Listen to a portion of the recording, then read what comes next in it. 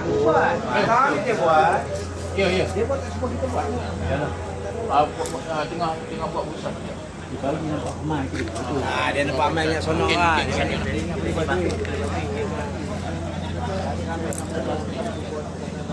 Dari sana ketemu.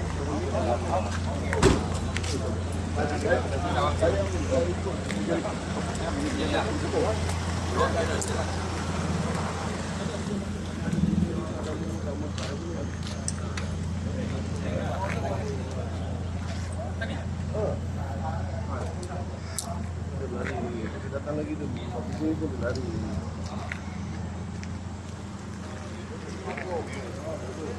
Baik, Assalamualaikum warahmatullahi wabarakatuh. Waalaikumsalam. Boleh.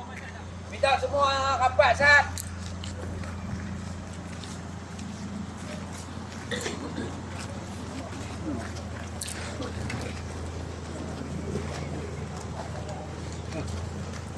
Minta turun sat semua, ada sikit maklumat perubahan.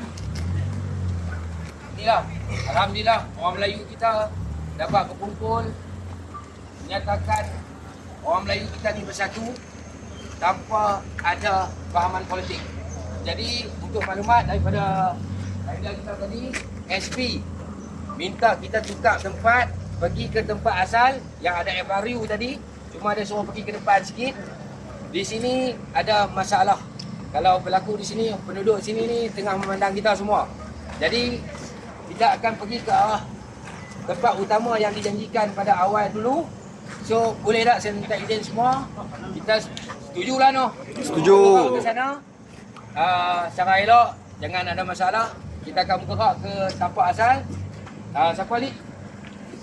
Jauh tempat Yang tahu.